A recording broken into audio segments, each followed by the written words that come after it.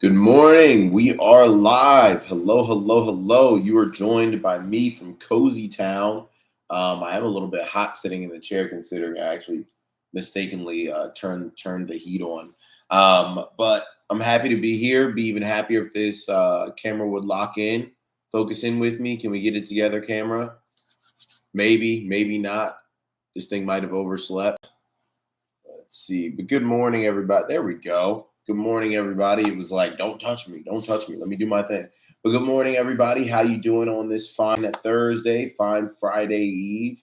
I'm excited to continue the success that we've experienced this week, as well as just see what the market has for us, right? The lessons, the experiences, all of that end up being much more valuable than the money. Because again, you make the money once, not a big deal. You want to be able to make the money over and over and over again, right? And then use that money in order to chase what fulfills you, right? To give you the time to do what actually perks you up in the morning, right? What gets you out of bed in the morning, et cetera, et cetera. So, Vivian, Andrea, Paul, Coco, Alicia, Detrice, good morning. Everybody watching this via replay or who's popping in late, good morning. I want you to do one thing for me and one thing only. That's drop a one in the chat, signifying your intention to get 1% better, right? Even if you already did it, do it again for good measure, right? That double intention. We want all of it. We want all the intention there. We didn't come out and run up 100% on Bank of America call swings yesterday without intention. We didn't run up 3 different rounds of 200+% profit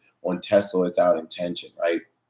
All the things we do with intention. So we want to bring intention to the small things, because the small things are what matters, right? Because it's always the small things that trips you up at the finish line when you don't have the small things, locked down. So you want to have the small things locked down, and that way the big things come easily. So always in life, one of the best pieces of advice that I got, I don't know where it was from, but it was just, try and find the root cause, focus on the root, and you end up expending a lot less energy, and you end up also like solving a lot of the other issues that you're dealing with, right? Just like that reel that I posted yesterday, and I threw it up on my story, but it was really good, just talking about how like you becoming a good trader makes you so much of a better human, like you just being a trader in general, because a lot of the things that make being a good human so hard, you have to traverse in trading, right? Sticking to the rules, sticking to your system, not being too hard on yourself, right? Risk management, going through analysis, right? Having actual reasons why you're doing what you're doing. There are a lot of people that are sitting here doing stuff and they have no, technical or quantitative reasons as to why they're doing it. Then why are you doing it? Don't just do stuff for the sake of doing it. Do it with intention. So there's so many lessons that the market teaches, and I could not be happier to have the teacher that I do, in the market, because there's just so many life lessons that I've learned through market experiences that I feel like can take a lifetime to get down, right? Some people live a whole life and they never really learn the lessons that are necessary to be a human that you're proud to be, right? Or to be one that leaves things more positively than they found them, right? But the market teaches you a lot of those skills. And because of that, I'm grateful. So we're here this morning on November 16th to dive into the important news, notes, and analysis that we've got going on this week. And I'm excited to do so, right? So our top news, we're looking at retail radar. So economic data is front and center this week following the latest releases of the Consumer Price Index and retail sales. The latter inched down 0.1% month over month compared to the consensus for a fall of 0.3%, further exciting investors hoping for resilience in consumer spending without attracting too much attention from the Fed. If things get too hot, hawkish rhetoric could weigh on markets again. But in the meantime, it looks like things are in a sweet spot for a soft landing. Bigger picture, inflationary price tags, high interest rates, and the return of student loan payments were thought to prompt Americans to hold back on opening their wallets, but that doesn't appear to be the case. Who would have thunk it? Higher expenses and all that doesn't stop people from spending. A strong labor market has helped keep spending afloat across the economy, with new revisions even showing that the blowout retail reports from the summer were even better than initially estimated. Those trends are expected to continue with Black Friday only a week away, followed by the traditional holiday spending spree.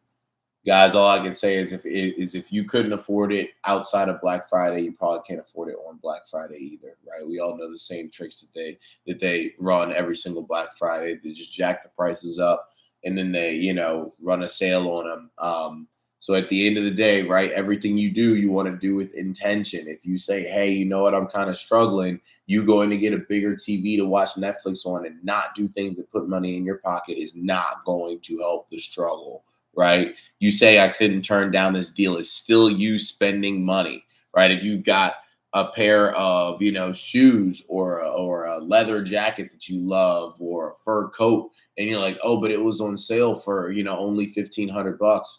Well, did you have that $1,500 to spend to begin with, right? It being on sale does not help that. So just keep that in mind here as we go into the holiday season. I don't want anybody to be under pressure. Some of the toughest pressure is the ones that we inflict on ourselves. And there's like no one else inflicting that pressure on us. So no need to keep up, with the Jacksons or the Johnsons or whoever. Live your life. At the end of the day, you got nobody to explain it to but you, right? You and your loved ones. So keep it pushing, but don't get locked into this freaking all this debt that's happening and credit card debt getting even worse and delinquencies going up for the sake of material things that aren't going to materially change your life for the better.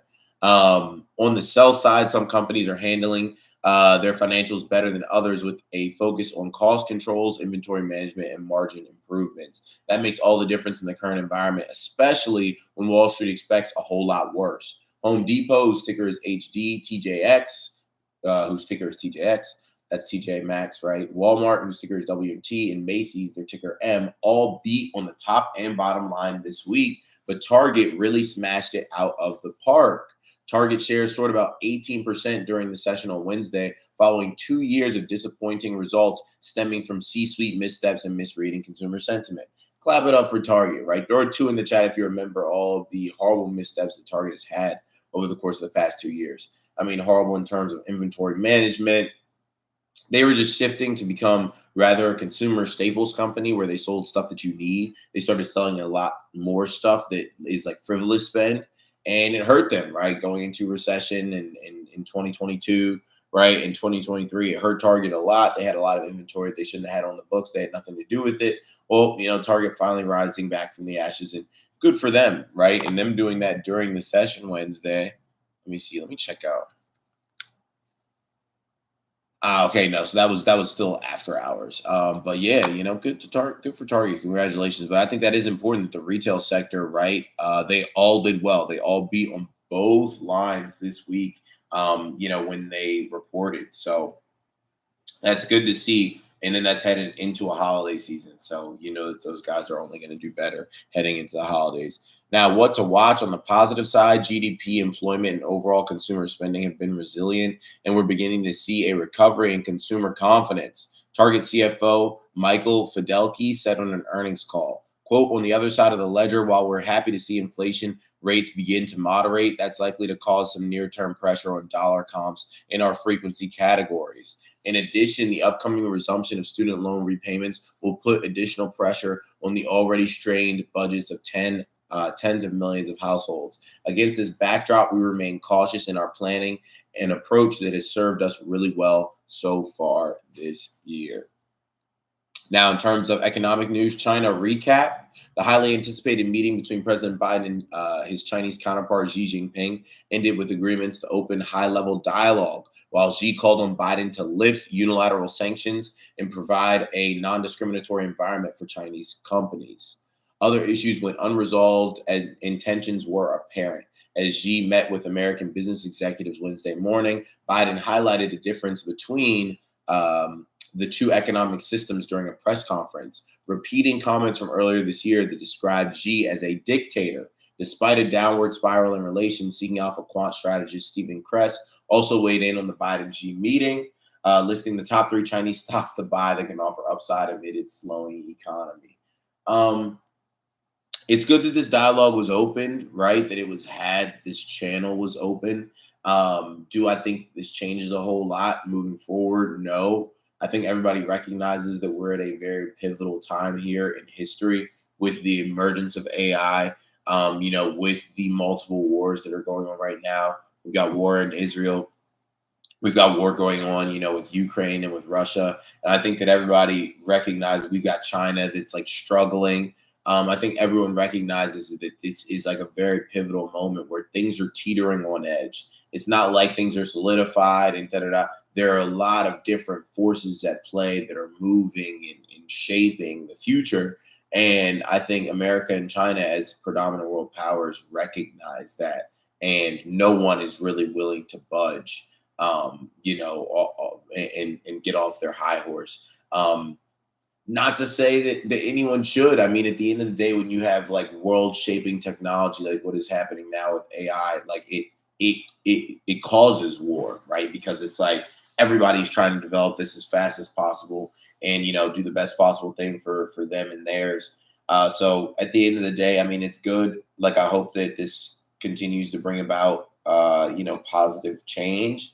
But it's kind of one of those things where it's like, what it is, I know what it is. We don't have to pretend anything different, right? We're going to talk, we can discuss. But at the same token, like, we can't really let up. Like, we are on opposite sides of literally everything with China. So it's tough. It's a hard knock life. I don't envy the president. I don't want to be the president, right? The president is like literally the last thing that I would want to be, just because I don't want to be responsible for billions of people. And, I also don't want to be in the pockets of all these different people.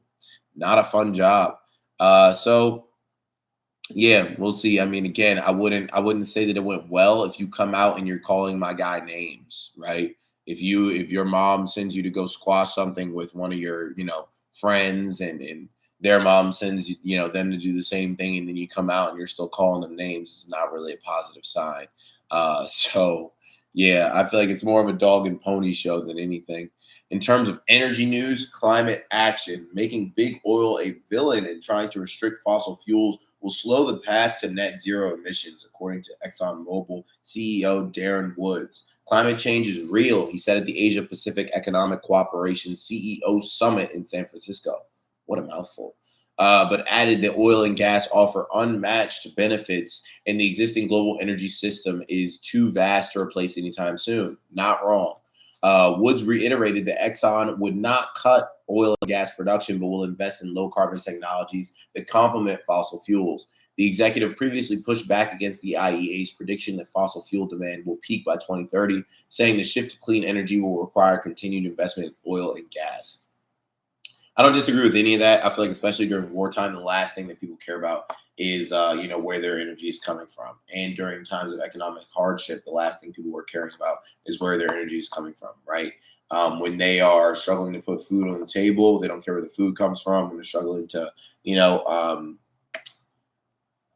I don't know, keep the air on, keep the heat on, they don't care where that's coming from. When they're trying to put gas in the car, they don't care about that. So it's just one of those things where you just pray that the earth holds on long enough, and that we can make some type of change. Maybe this ends up being some type of artificial intelligence pivot where AI puts together and says, hey, I've synthesized this new oil that's not as horrible to be burned, or I've synthesized this way in order to capture carbon, to help the ozone layer not dissolve little by little. Then okay then, right? But other than that, I don't know if we like effectively in the timeline that we need to wean ourselves off of fossil fuels. So, we're in a spot where it doesn't help anybody to try and push it because it's just so expensive. But we do have things like solar, that are doing great things and making great strides, and we've got electric vehicles that are on the uptake, and it's a game of time though. It's a time game, so we'll see what we can do. In terms of space news, Starship and Starlink, the FAA has cleared SpaceX's Starship, the world's biggest rocket, for a second launch nearly 7 months after the first attempt ended in flames. Elon Musk-led SpaceX plans to conduct Starship's second flight test tomorrow with a 2-hour launch window opening at 8 a.m. Eastern Standard Time. The license authorization applies to all phases of the operation, including liftoff from Texas and the rocket's water landing in the Pacific Ocean. Recent reports have also suggested that SpaceX's internet satellite service called Starlink, ticker STRLK, could IPO late next year. But Musk was quick to shoot those down, calling the rumors false in a reply on social media. So We got space news, which is always fun. In terms of today's markets, we got a bit of a mixed bag, but more red here seen than green. In Asia, down 0.3%, Hong Kong down 1.4%, China down 0.7%, India up 0.5%. The footy in London down 0.3%, Paris down 0.4%, Frankfurt up 0.5%, the Dow flat, S&P down 0.1%, Nasdaq down 0.2%, crude down 0.3%, gold up 0.2%, Bitcoin up 2.9%. And then today's economic calendar, jobless claims data 8:30. It's really the only kind of important thing that I am seeing. Has the market reacted at all to the jobless data? Oh, it looks like we've been pushing upward. So, maybe the market liked the jobless data. Also, in terms of where we are, we're no longer red, right? Heading into the day, it looks like we, in these past few minutes have pushed up and we're looking to open green. So, that's a little update. We've got a few different members of the Fed speaking today. Mester at 8:30, Williams at 9:30, Waller at 10:30, Barr at 10:35, Mester again at noon, and then Cook at noon. So tons of people speaking from the Fed. A lot of these are like planned speeches, but you can, check on our guy Walter Bloomberg over on Twitter, and they'll give you all the real-time updates, on anything that those Fed people say. But at the end of the day, Powell's really the most important of them. He's the market mover. So we'll finish up here with our rapid-fire stock news rundown. Microsoft unveils new AI chips at Ignite conference. Orders slow. Cisco, ticker CSCO, plunges after cutting revenue guidance. Report activist investor Value Act takes stake in Walt Disney, ticker DIZ. Yeah, we also took a stake in DIZ. Love that. Disney looking very good long term here. UBS lists 14 high conviction stock ideas, including Apple, ticker AAPL. Palo Alto Networks, ticker PANW, tumbles on new 2024 billings forecast. Eli Lilly, ticker LLY, eyes billion-dollar German plant amid GLP-1 shortage. PepsiCo, ticker PEP, sued by New York over single-use plastic packaging. And then Walgreens, ticker WBA, said to be close to 5 billion euros or pounds. I don't know which one of those signs that is. Pension risk transfer deal. And then Goldman Sachs channels Taylor Swift for 2024 stock market outlook. Probably something along the lines of shake it off, right? The stock market shaking it off. But that's just me and my dad joke acumen probably jumping the gun there to ruin the joke. But anyways, that wraps us up for today, guys. We're 4 days. Oh, thank you, Sharon. 4 days through the week. Yeah, I've been sneezing a lot lately. I don't know if it's like a cold or just allergies or what. As you guys can see, I stay bundled up. And this time I actually have the heat on. I was just always that guy that liked to be bundled. A little funny story before we take it out here. I used to love just wearing my mom's mink coat around during the winter because it was cozy. And I'd like sleep in it. I was that type where, especially whenever I was sick, I was sleeping like in a coat. Like being bundled just makes me feel comfy. And I would just walk around in her mink coat. But obviously, I'm a kid. I don't know how much those things cost. And that coat was like $15,000 or something. She's like, "Where's my coat? Where's my coat?" And I'm like, "Oh, my blanket." Like, yeah, I've been wearing this for a week and a half. So that's just, I don't know, funny little anecdotal story about Adam. But yeah, she ended up weaning me off that. She was like, "Yeah, you can't be running around in this coat. You could take another one, right? You have plenty of your own jackets." But she was not for me wearing the mink like a hoodie. But yeah, very comfortable coat.